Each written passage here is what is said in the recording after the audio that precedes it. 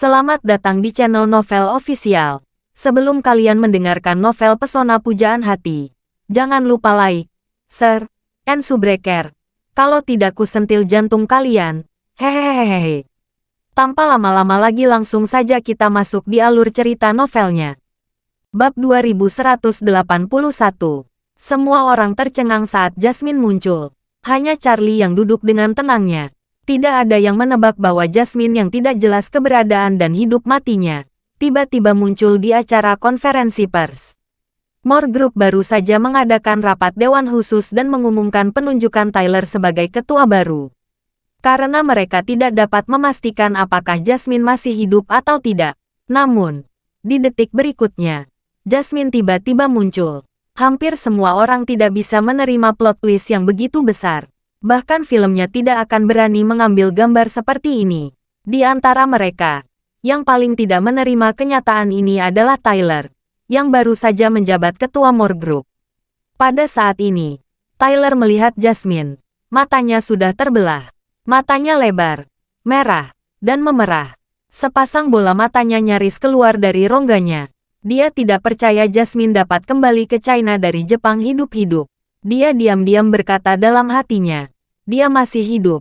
Mengapa polisi Jepang tidak mengetahuinya?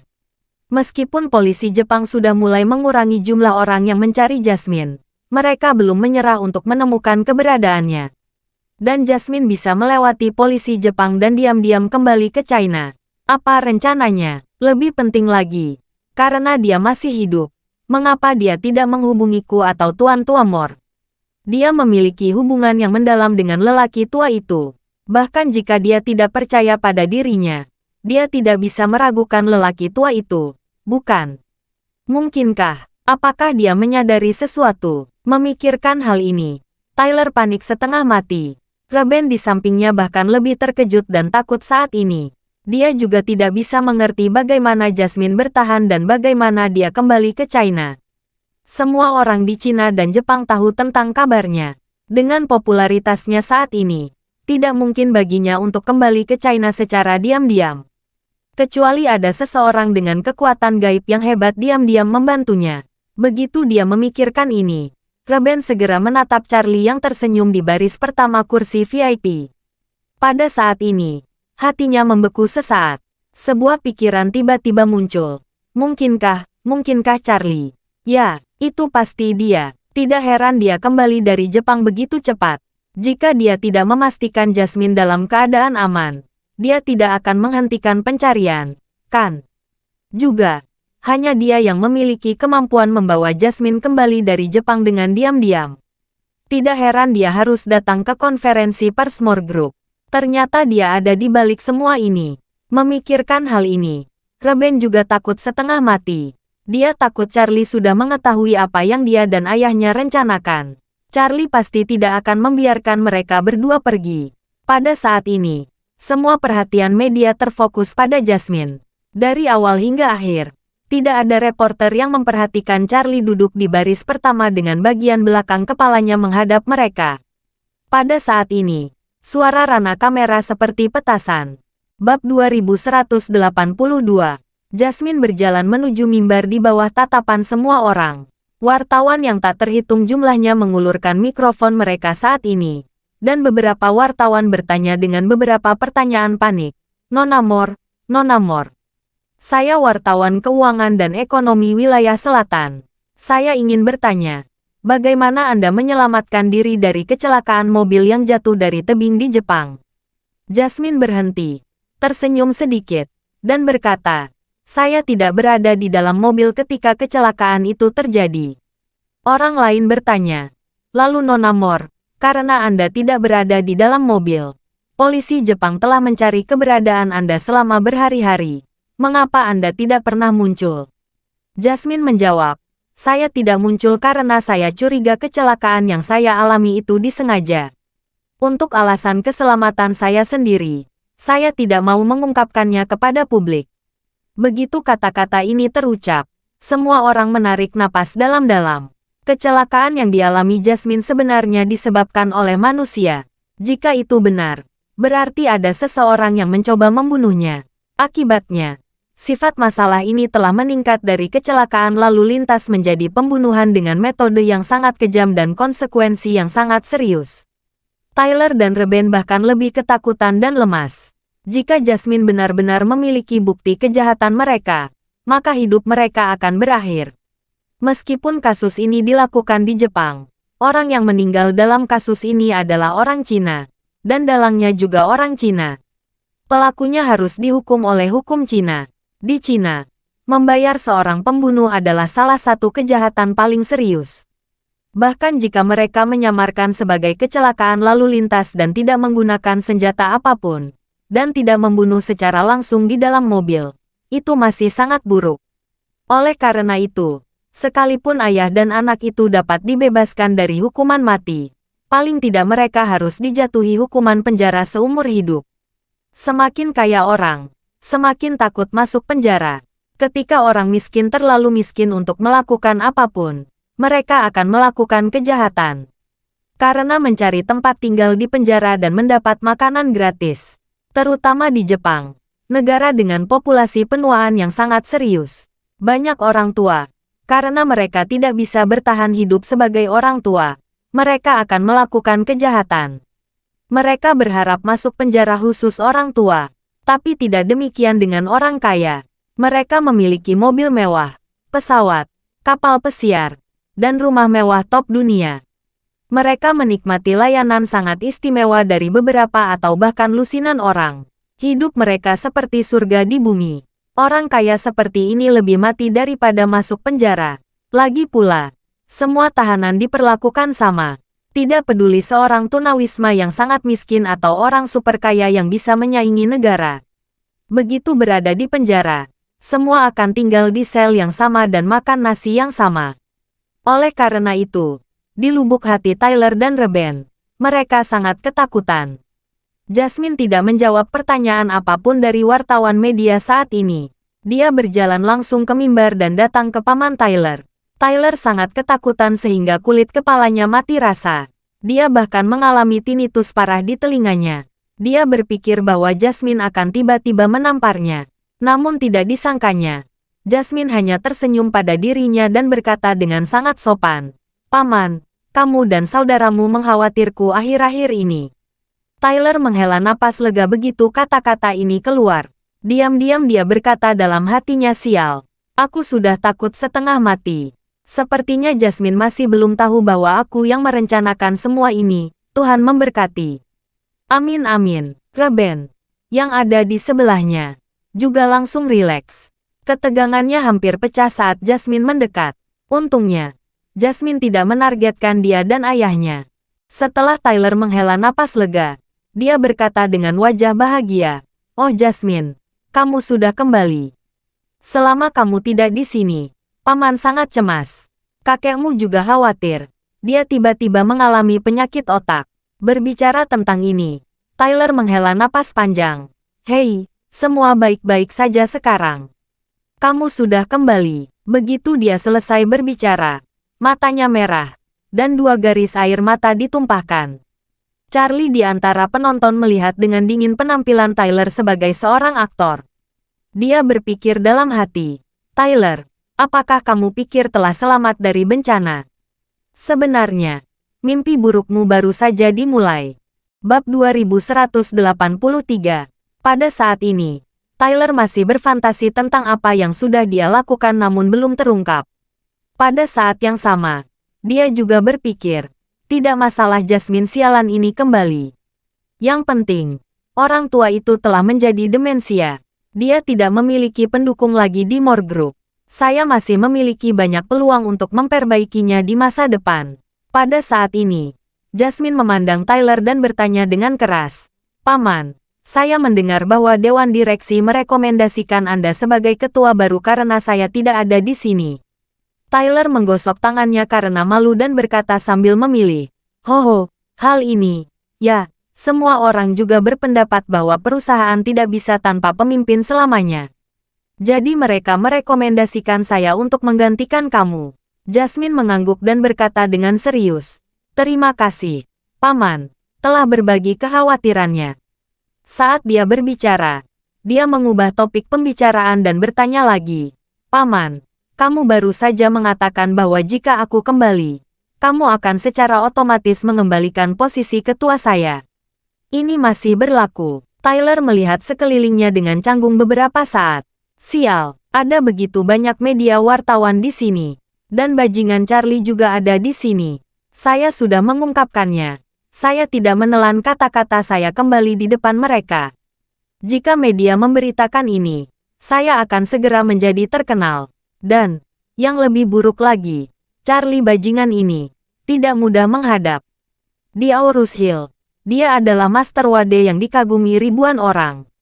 Dia memiliki banyak penggemar di belakangnya, dan Jasmine diselamatkan olehnya. Jika saya tidak melepaskan posisi ketua, Charlie tidak akan membiarkan saya pergi. Sepertinya saat ini, saya harus mundur untuk kentunganku nanti. Sekarang harus memberi jalan terlebih dahulu. Memikirkan hal ini, hati Tyler berdarah. Dia mengutuk di lubuk hatinya yang terdalam. Ini sangat tidak masuk akal. Saya ingin menjadi ketua Dewan Arah, tetapi hanya bisa menjabat dalam waktu singkat. Hanya beberapa menit saya secara resmi naik ke panggung. Saya bahkan belum sempat duduk di kantor ketua meski sedetik pun. Namun, meskipun ada keengganan yang tak terhitung jumlahnya di dalam hatinya, dia tidak berani melakukan kesalahan saat ini. Dia hanya bisa pasrah dan berkata, Jasmine, jangan khawatir. Posisi ketua More Group milikmu. Aku hanya ingin menangani beberapa urusan penting ketika kamu tidak ada di sini. Sekarang kamu sudah kembali, maka posisi ini akan dikembalikan kepada Anda. Setelah itu, dia mengambil mikrofon dan berkata dengan sungguh-sungguh, sekarang, saya umumkan bahwa ketua More Group akan terus dijabat oleh Nona Jasmine. Saya yakin ini juga merupakan solusi terbaik bagi mayoritas pemegang saham. Ayo. Semuanya bertepuk tangan. Penonton langsung menggenggam tangan. Jasmine mengangguk saat ini, mengambil mikrofon, dan berkata kepada semua yang hadir, terima kasih telah datang ke More Group hari ini. Konferensi pers hari ini selesai. Selanjutnya, saya akan memimpin rapat Dewan Direksi dan berbicara dengan petahana. Saya akan membahas berbagai urusan yang terjadi di dalam perusahaan selama saya tidak berada di sini. Karena ada banyak rahasia komersial yang terlibat, jadi bantuan teman-teman media bisa meninggalkan ruangan ini. Wartawan media telah mengetahui berita besar kembalinya Jasmine ke Tiongkok.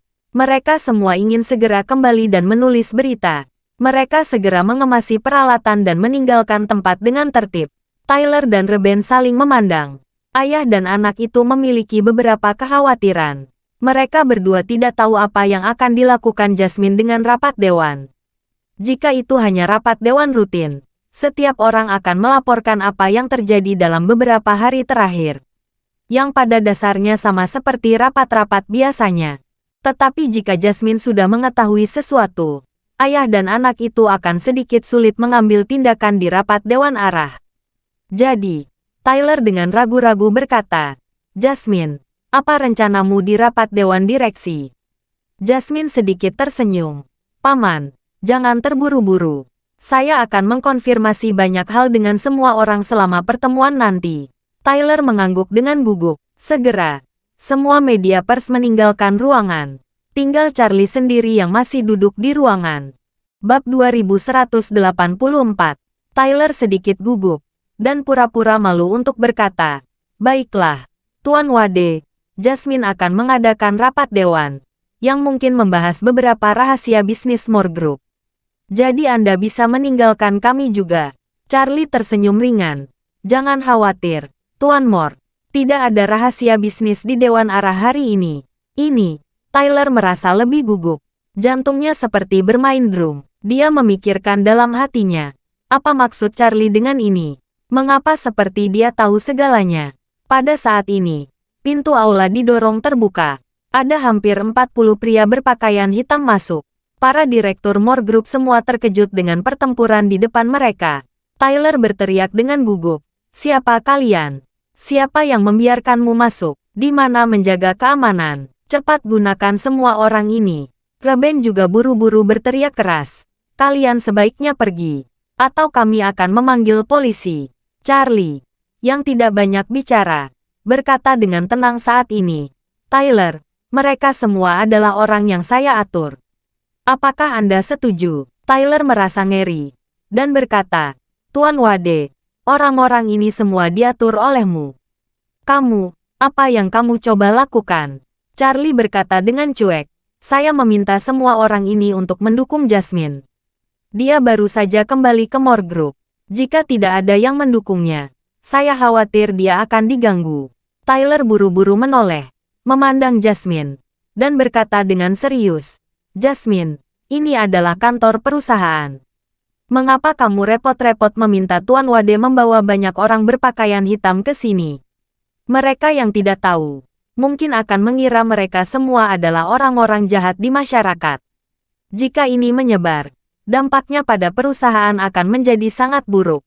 Minta mereka segera pergi. Jasmine mengabaikannya. Ekspresi agak muram.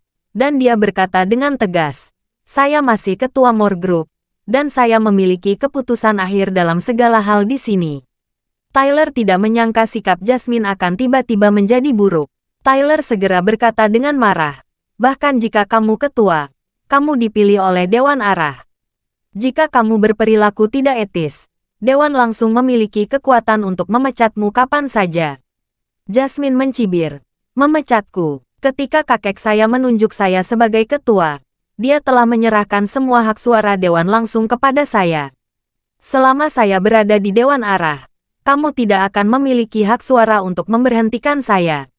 Saya memiliki semua hak suara di Dewan Arah. Saya dapat memberhentikan kamu kapan saja. Kamu.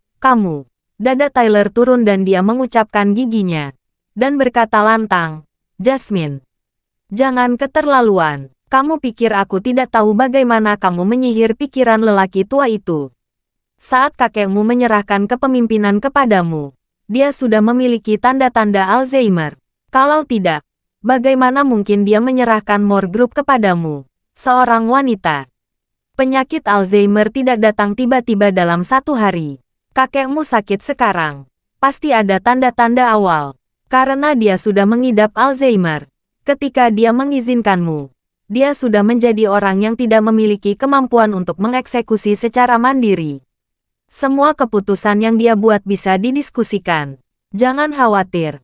Saya pasti akan mengajukan tuntutan ke pengadilan untuk menolak semua keputusan yang dia buat saat itu.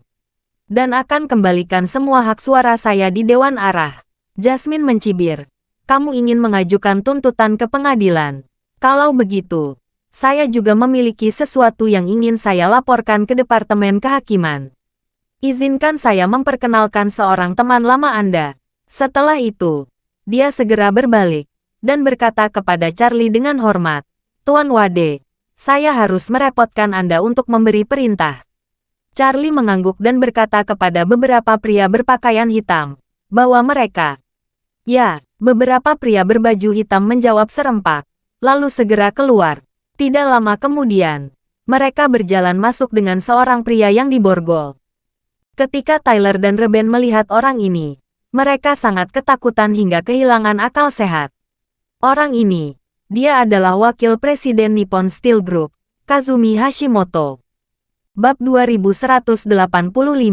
Saat melihat Kazumi Hashimoto, Tyler dan Reben segera merasakan kaki mereka lemas. Pada saat ini, baik ayah maupun anak menyadari bahwa mereka telah terungkap. Karena Charlie membawa Jasmine kembali bersama Kazumi Hashimoto. Percobaan pembunuhan Jasmine di Jepang benar-benar urusan kotor antara Tyler, Reben, dan Kazumi. Tyler dan Reben ingin membunuh Jasmine untuk mewarisi seluruh aset keluarga Moore. Di sisi lain, Kazumi ingin mendapatkan keuntungan pribadi yang lebih besar melalui kerjasama dengan ayah dan anak tersebut. $100 juta sebagai kompensasi dan setidaknya 10% saham sudah cukup untuk mendorong Kazumi mengambil risiko. Sebelum Kazumi muncul, ayah dan anak itu menggunakan dia sebagai tameng mereka. Dari sudut pandang mereka, selama Kazumi tidak mendapat masalah, ayah dan anak ini benar-benar aman. Tetapi tidak ada bayangan terburuk mereka bahwa Charlie bisa membawa tameng ini dari Jepang ke Aorus Hill. Pada saat ini, keluarga Moore tidak berani mengucapkan kata pun. Direktur lainnya mengenali Kazumi dan ada yang bertanya, dia, Bukankah dia wakil presiden Nippon Steel, Tuan Hashimoto? Jasmine, kamu, bagaimana kamu bisa menculik Tuan Hashimoto ke Aorus Hill? Charlie berdiri saat ini dan berkata dengan keras, saya yang menculik Tuan Hashimoto. Apakah Anda punya pendapat? Ketika pria itu melihat bahwa berdiri dan nadanya sedikit serius, dia segera diam. Dia hanya pemegang saham minoritas di Moore Group, dan dia tidak berani menyakiti Charlie sama sekali. Wajah Tyler dipenuhi keringat dingin saat ini. Dia terus menyeka, tetapi keringatnya terus mengalir. Ruben juga ketakutan dan kakinya bergoyang. Setelah terungkap, dia tidak tahu hukuman apa yang akan dia hadapi selanjutnya. Pada saat ini, Charlie berjalan ke sisi Kazumi dan berkata dengan dingin, Tuan Hashimoto, beritahu semua orang apa yang terjadi. Hashimoto berkata dengan gemetar, Tuan Wade, semuanya sepenuhnya Tyler dan Reben yang direncanakan di belakang layar. Mereka membujuk saya dengan hadiah tinggi dan meminta saya membantu mereka membunuh Nona Moore di Jepang. Saya mengatur kecelakaan lalu lintas sesuai keinginan mereka. Juga membunuh 2 asisten dan sopir Nona Moore. Ayah dan anak ini adalah pelakunya. Begitu kata-kata ini keluar, semua terkejut. Tak satu pun dari pemegang saham ini mengira bahwa hilangnya Jasmine beberapa waktu lalu sebenarnya adalah kasus pembunuhan. Wajah Tyler menjadi pucat karena ketakutan. Dia berkata dengan gemetar, Hashimoto sialan. Kapan aku memintamu membunuh Jasmine? Jasmine adalah keponakanku. Bagaimana mungkin aku ingin membunuh? Aku lihat, itu niat burukmu sendiri. Kamu ingin menjamu kami. Apa yang ingin kamu lakukan? Reben juga menegur dengan suara gemetar. Itu benar. Kazumi Hashimoto. Dasar sialan. Anda dari Jepang datang ke Aorus Hill untuk berbicara kosong ini. Percayalah, percaya atau tidak, aku akan mengoyak mulutmu yang kotor itu. Bab 2186. Hashimoto meraung marah. Aku sudah sangat terluka oleh kalian berdua. Kalian berdua tidak mau ikut bertanggung jawab atas masalah ini. Setelah itu, Kazumi segera mengeluarkan ponselnya. Dia mencari rekamannya dan berkata dengan dingin, semuanya, dengarkan. Dengarkan sepasang anjing ini, bagaimana mereka berdua ingin membunuh Nona Moore.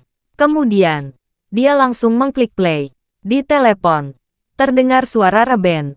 Oh, Tuan Hashimoto, kakak saya akan berangkat ke Jepang besok. Ayah saya bertanya kepada Anda, apakah Anda sudah mengatur semuanya? Anda harus memastikan dia mati. Dalam rekaman tersebut Kazumi menjawab, jangan khawatir, Tuan Muda Moore. Saya telah mempersiapkan semuanya sesuai dengan instruksi Anda. Saya akan melakukannya tanpa ketahuan. Tidak akan ada yang akan mengubah Anda. Lalu Reben berkata dengan puas, itu bagus. Setelah kematian Jasmine, kami pasti akan membuat konsesi yang lebih besar bekerja sama dengan perusahaan Anda. Keuntungan pribadi yang dijanjikan untuk Anda juga akan sepenuhnya terwujud. Saya menantikan kerjasama masa depan yang mendalam. Kazumi tertawa dan berkata, jangan khawatir, Tuan Moore. Tolong sampaikan kepada ayahmu, Tuan Tail. Saya Kazumi Hashimoto berjanji Jasmine tidak akan datang kembali setelah tiba di Jepang. Jadi jangan khawatir, Reben berkata dengan penuh semangat. Oke, itu bagus. Kalau begitu aku akan menunggu kabar baik dari Anda, Tuan Hashimoto. Mendengar rekaman ini, Tyler sangat panik. Dia menunjuk Kazumi dan meraung marah. Hashimoto, kamu Jepang kecil sialan. Kamu benar-benar tidak dapat dipercaya untuk melakukan sesuatu. Kamu tidak bisa melakukan sesuatu dengan baik. Dan kamu beraninya mencetak diam-diam. Kamu brengsek. Kazumi juga menanggapi dengan raungan marah.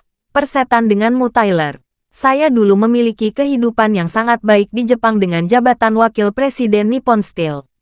Saya adalah elit tingkat atas dengan standar tinggi. Kamu dan putramu adalah 2 bajingan yang menyeretku ke dalam masalah. Jika bukan karenamu, aku tidak akan berada di sini sekarang.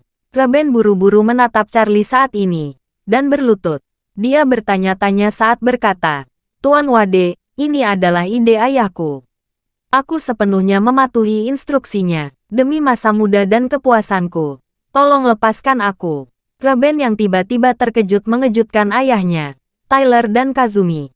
Tyler tidak pernah membayangkan adegan itu akan bertahan pada saat yang paling kritis tanpa ragu-ragu. Dia segera menjauhkan diri dari dirinya. Pada saat ini, dia ingin memarahi Reben dengan amarah penuh di hatinya. Tetapi di detik berikutnya, dia menelan kata-kata itu lagi. Meski darah menetes di hatinya, dia masih menghibur dirinya sendiri di lubuk hatinya. Sebenarnya Reben tidak salah melakukan ini, karena kejadian ini telah terjadi. Dan ada Charlie dan puluhan orang berbaju hitam di sini. Saya tidak mungkin menghindar. Daripada sama-sama terseret, lebih baik saya saja yang hancur dan melindungi Reben dengan seluruh kekuatan saya. Setidaknya keluarganya tidak akan musnah semua. Memikirkan hal ini, dia menghela napas lega dan berkata, Tuan Wade, memang saya merencanakan semuanya sendiri. Reben hanya mematuhi perintah saya dan membantu saya berkomunikasi dengan Kazumi Hashimoto.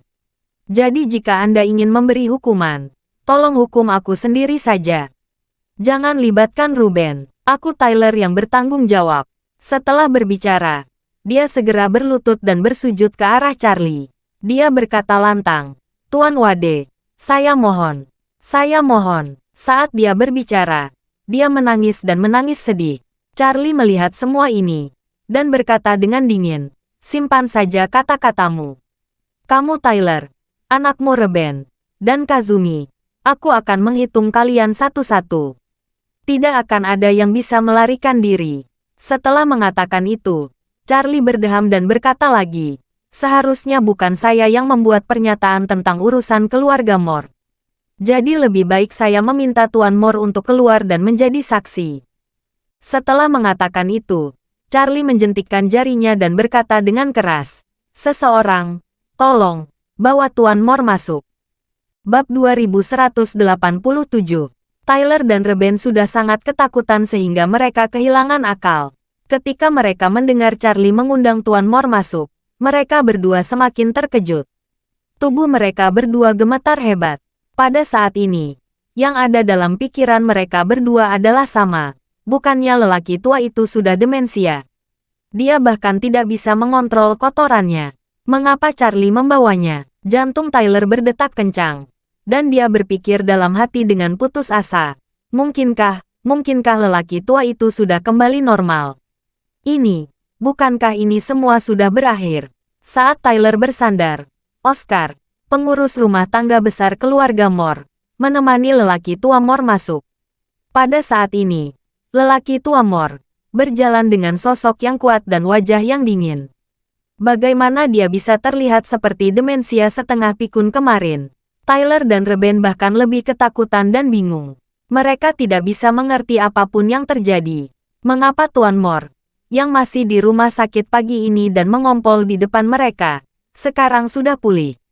Begitu Tuan Moore memasuki aula pertemuan, dia menatap Tyler dan Reben dengan mata tajam. Dia membentak mereka dengan marah. Kalian bajingan. Apakah kalian berdua pikir bisa menutupi langit hanya dengan satu tangan? Bukan hanya berani membunuh Jasmine, kalian bahkan berani membiusku. Apakah kalian masih memiliki sedikit rasa kemanusiaan? Tyler sangat ketakutan sehingga dia langsung jatuh ke lelaki tua Moore. Dia menangis dan berkata, Ayah, aku salah ayah. Ini aku. Aku mabuk. Aku tahu aku salah. Ayah, maafkan aku. Ayah, Tuan Moore memarahinya. Maafkan kamu. Kamu masih berani memintaku memberi ampun. Tahukah kamu bahwa dalam hukum keluarga yang dirumuskan oleh leluhur keluarga Moore, apa yang kalian lakukan adalah kejahatan besar? Tyler menangis dan berkata, Ayah, saya memang melakukan kesalahan besar, tetapi saya terpaksa melakukannya. Kamu kosong, Tuan Moore meraung, dan segera mengangkat tangannya dan menamparkan wajah Tyler. Tyler menutupi wajahnya dan menangis. Ayah, pikirkan lagi, aku putra sulungmu. Putra tertua, menurut aturan nenek moyang kita sejak zaman kuno, putra tertua harus mewarisi garis keturunan tahta. Mengapa kamu tidak menjadikan saya sebagai kepala keluarga Moore? Mengapa sebenarnya Jasmine, seorang gadis yang menjadi kepala keluarga Moore? Jika ayah meminta saya menjadi kepala keluarga Moore, saya tidak akan membuat kesalahan besar seperti ini. Tuan Moore sangat marah, mengangkat tangannya dan menamparkan Tyler lagi. Kamu bajingan. Sampai saat ini, kamu masih mencari segala macam alasan. Jika Tuan Wade tidak murah hati membantu dan menyusun strategi, Jasmine sudah dibunuh oleh kalian berdia. Aku juga diberi racun Hing menjadi Alzheimer olehmu. Apakah kamu pikir kamu bisa membenarkan yang sudah kamu buat? Untuk melindungi dirinya sendiri, Reben menangis dan berkata kepada Tuan Mor, "Kakek, saya hanya mengikuti perintah ayah saya. Dia yang mengatur segalanya agar saya melakukan ini. Maaf, tolongkan saya, putra sulung dan cucu tertua kakek." Tuan Mor menunjuk Reben dan berkata dengan marah, "Kamu tidak tahu malu. Kamu orang tidak bertanggung jawab yang turun ke bumi. Kamu menampilkan ayahnya untuk kemuliaan. Bagaimana ada sampah seperti kamu di keluarga Mor?" Saat dia mengatakan itu, dia memandang ayah dan anak itu dan berkata dengan dingin, "Kalian berdua adalah bajingan dari keluarga Mor. Kalian telah melakukan kejahatan serius. Kalian harus ditangani sesuai dengan hukum keluarga. Tidak ada gunanya bagi kalian berdua mohon belas kasihan." Kemudian, dia memandang Oscar di sebelahnya dan berkata, "Oscar, kamu sudah bekerja untuk keluarga Mor selama bertahun-tahun.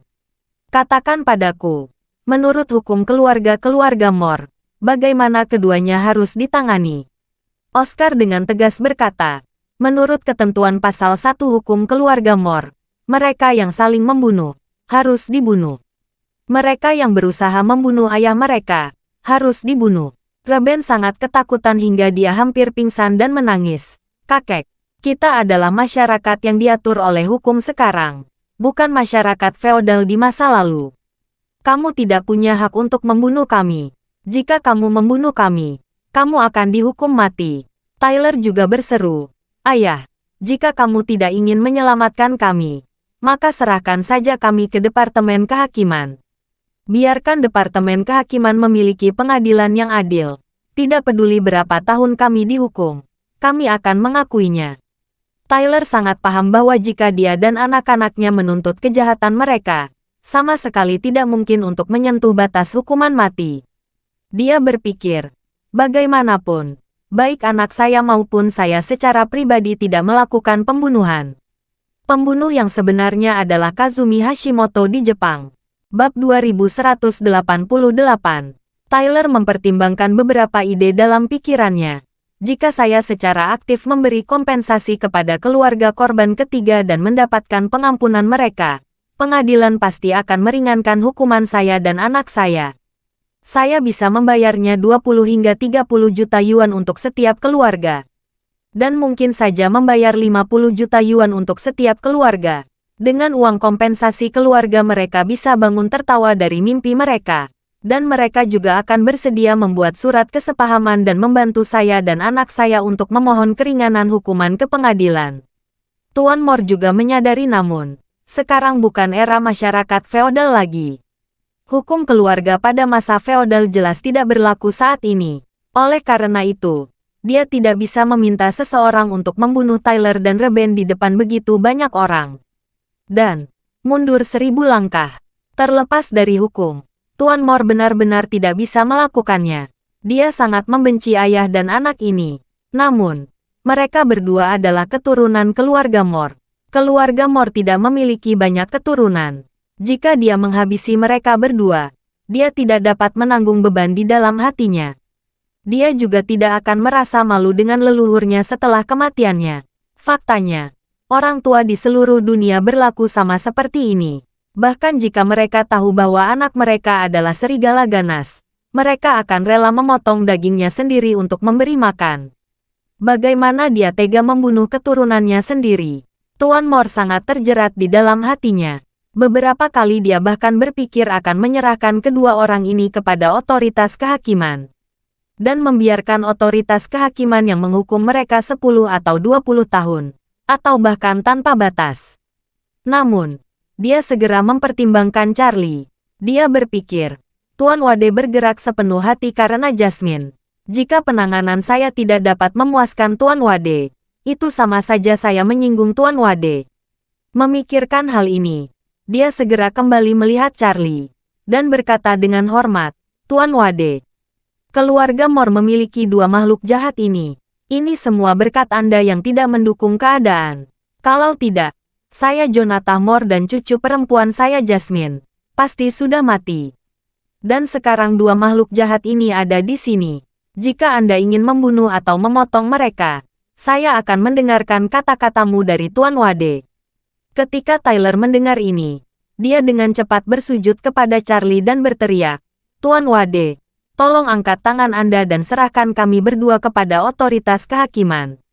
Reben juga menangis dan memohon, Tuan Wade, saya dan ayah saya tidak sesuai dengan waktu Anda yang terbuang. Anda harus menyerahkan kami kepada otoritas kehakiman dan membiarkan hukum yang menghukum kami. Reben juga sangat memahami bahwa meskipun kalimat itu menyakitkan, selama dia bisa hidup, itu akan menjadi yang terbaik. Pada saat itu, dia dan ayahnya dapat menghabiskan lebih banyak uang. Menyuap petugas untuk mendapatkan perlakuan khusus di penjara. Jika bisa demikian, hidup tidak akan terlalu sulit. Charlie tersenyum ringan saat ini, menatap Jasmine, dan bertanya, Jasmine, bagaimana cara menanamnya? Bab 2189. Jasmine juga serba salah. Dia sangat membenci Tyler dan Reben. Namun, jika dia harus memutuskan hidup dan mati mereka, dia benar-benar tidak ingin membunuh mereka. Di satu sisi, itu karena mereka semua adalah kerabat dan memiliki hubungan darah. Di sisi lain, dia juga khawatir jika dia melakukan hal-hal yang terlalu buruk, itu akan membuat Tuan Moore sedih. Jasmine mengenal kakeknya dengan sangat baik. Dia tahu bahwa meskipun kakeknya keras, dia juga sangat membenci memberi hukuman pada paman dan sepupunya saat ini. Dia juga tahu di dalam hati kakeknya, darah selalu lebih kental daripada udara. Kakeknya tidak akan pernah berharap menghukum paman dan sepupunya dengan kematian. Memikirkan hal ini, dia memandang Charlie dan berkata dengan tulus, Tuan Wade, meskipun mereka telah melakukan banyak hal yang salah, namun juga, mereka berasal dari keluarga Moore. Mereka saudara sederajat saya. Saya masih berharap Anda mau menyelamatkan hidup mereka. Begitu kata-kata ini terucap, tiga orang langsung menghela napas lega. Selain Tyler dan Reben, juga lelaki tua Moore. Bagi Tyler dan Reben, kata-kata Jasmine setara dengan menyelamatkan hidup mereka. Adapun Tuan Moore, dia sangat takut Jasmine akan membunuh Tyler dan Reben karena kebencian. Tetapi di depan Charlie, dia tidak berani secara eksplisit mengatakan ingin menyelamatkan nyawa ayah dan anak itu.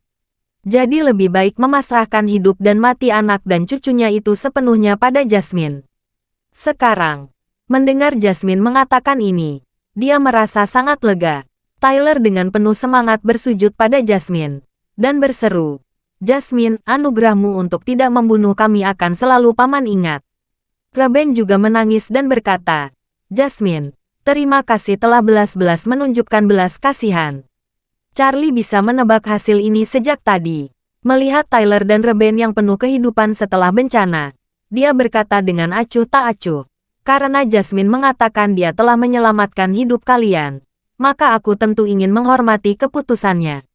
Kemudian Charlie berkata dengan tegas, tapi seperti kata pepatah, hidup tidak bisa dihindari, dan kematian tidak bisa dimaafkan. Meskipun nyawa kalian berdua bisa diselamatkan, kalian masih harus menerima hukuman yang cukup. Tyler segera berkata, Tuan Wade, saya dan Reben bersedia menyerahkan diri ke kantor polisi sekarang dan menyerahkan semuanya kepada hukum. Ruben juga mengangguk berkali-kali. Ya, Tuan Wade, saya dan ayah saya akan menyerahkan diri. Ayo pergi ayah. Charlie mencibir dan berkata, kalian berdua terlalu berpikir indah. Jika saya membiarkan kalian berdua menyerah, kalian memenangkan plot ini. Hukuman kalian akan lebih ringan. Tyler berkata, Tuan Wade, Anda memiliki banyak orang. Jika kami menyerahkan diri, kami akan dihukum setidaknya 10 tahun. Charlie memegang tangannya. Lupakan saja. Kalian tidak perlu menyerah, dan tidak perlu menyelesaikan ini melalui cara hukum. Ketika Tuan Moore mendengar ini, dia bertanya, Tuan Wade, apa maksudmu? Charlie berkata, saya tidak percaya dengan ayah dan anak ini. Jika mereka dikirim ke penjara, mereka masih bisa mengancam kehidupan Jasmine di masa mendatang. Jadi saya memikirkan solusi lain. Mereka berdua bisa tetap hidup dan bisa mengakhiri ancaman mereka terhadap Jasmine. Bab 2190. Tyler bertanya dengan gugup. Tuan Wade, kamu, apa solusi yang kamu maksudkan? Charlie berkata dengan keras. Tyler, aku berencana mengirim kalian berdua jauh. Mengirim kalian ke tempat yang asing. Sehingga kalian tidak dapat kembali lagi. Ketika Tyler dan Reben mendengar ini, hal pertama yang terlintas dalam pikiran mereka adalah ayah dan anak dari keluarga Weaver. Karena mereka menyinggung Charlie, ayah dan anak itu dikirim kaki Gunung Golmin. Musim dingin ini sangat dingin. Suhu di kaki Gunung Golmin minus 20 hingga 30 derajat atau bahkan lebih rendah. Mereka tidak tahu bagaimana ayah dan anak itu bertahan hidup sampai sekarang. Memikirkan lingkungan yang berbahaya dan keras di kaki Gunung Golmin, Reben menangis dan berkata, Tuan Wade, saya mohon Anda memaafkan dan membiarkan kami masuk penjara saja. Kami tidak ingin pergi ke Gunung Golmin yang dingin. Charlie mencibir. Jangan khawatir. Aku tidak akan mengirim kalian ke Gunung Golmin. Aku punya rencana lain untukmu. Setelah itu, dia berkata dengan keras, Ishak, masuk. Ishak segera masuk dan bertanya dengan hormat, Tuan Wade, apa perintah Anda? Charlie berkata, Ishak, aku dengar kamu berinvestasi di tambang berlian di Afrika. Ya, Ishak mengangguk dan berkata, saya memang berinvestasi di tambang berlian. Dan tambang berlian itu ada di Sierra Leone, Afrika. Charlie bertanya kepadanya, bagaimana lingkungan di sana? Ishak tersenyum dan berkata, tempat hantu itu ada di Afrika Barat. Ini adalah salah satu negara paling tidak berkembang di dunia. Itu telah menempati peringkat terakhir di dunia selama bertahun-tahun. Sangat miskin sehingga Anda tidak dapat membayangkannya. Dan kondisi iklim di tempat hantu itu juga sangat buruk. Itu termasuk iklim monsun tropis. Suhunya sangat tinggi sepanjang tahun. Suhu tertinggi di atas 40 derajat. Dan suhu terendah 15 derajat. Lembab dan panas. Dikatakan bahwa 8 dari 10 kaki pria di sana menderita eksim. Dan nyamuk merajalela di tempat hantu itu. Dia sana juga penuh dengan berbagai penyakit menular. Jika tidak ada tambang berlian, negara itu sudah mati sejak lama. Mendengar ini, Tyler dan Reben gemetar ketakutan. Charlie berkata sambil tersenyum. Seperti yang kamu katakan. Sierra Leone ini benar-benar tempat yang bagus untuk penerangan. Setelah itu, dia menunjuk Tyler dan Reben, lalu berkata sambil tersenyum, baiklah, Ishak, kamu bisa mengirim ayah dan anak ini ke Sierra Leone dalam semalam. Kamu atur mereka menjadi tambang berlianmu. Mereka harus pergi ke sungai bersama pekerja lokal, mencari berlian, atur rumah dan makanan untuk mereka, tapi jangan pernah memberi mereka upah sepeser pun. Selain itu, kondisi makanan dan rumah mereka harus sama dengan pekerja lokal. Minta seseorang untuk mengawasi mereka, sehingga mereka tidak akan pernah bisa kembali dalam 20 tahun ke depan. Apakah mereka bisa kembali setelah 20 tahun? Itu tergantung pada kinerja mereka dalam 20 tahun ini. Begitu kata-kata ini terucap, Tyler dan Reben hampir gila. Tyler menangis dan berkata, Tuan Wade, tolong selamatkan hidup saya dan ayah saya. Jika kami pergi ke tempat hantu di Sierra Leone, kami akan mati karena disentri atau penyakit menular. Kami mungkin hanya bertahan beberapa bulan paling lama. Lebih baik tembak kami langsung. Ishak berkata sambil tersenyum. Tuan Moore, jangan khawatir. Meskipun kondisi alam dan budaya di Afrika memang sangat terbelakang, kami pengusaha China yang berinvestasi di Afrika masih sangat manusiawi. Kami telah dilengkapi dengan dokter profesional di setiap lokasi konstruksi. Obat juga sudah sangat memadai. Ini akan menjamin kesehatan kalian. Reben meratap keras. Saya tidak ingin pergi ke Afrika. Saya tidak ingin pergi ke Sierra Leone. Aku tidak ingin pergi ke tempat hantu semacam itu untuk menggali berlian. Tolong, kirim saya ke penjara saja. Saya seorang penjahat. Biarkan hukum yang menghukum saya. Tolong. Tyler juga terus memohon saat ini. Tuan Wade, tolong bantu kami. Biarkan kami menyerahkan diri. Charlie mencibir. Apakah kalian pikir masih memiliki hak untuk memilih? Itu hanya mimpi orang bodoh. Segera, dia memandang Ishak dan memberi instruksi. Ishak, minta anak buahmu mengawali mereka berdua. Juga siapkan pesawat untuk mengirim mereka ke Sierra Leone sesegera mungkin. Aku juga bilang ini sakit. Terima kasih sudah mendengarkan cerita novel Pesona Pujaan Hati. Sampai jumpa di novel selanjutnya.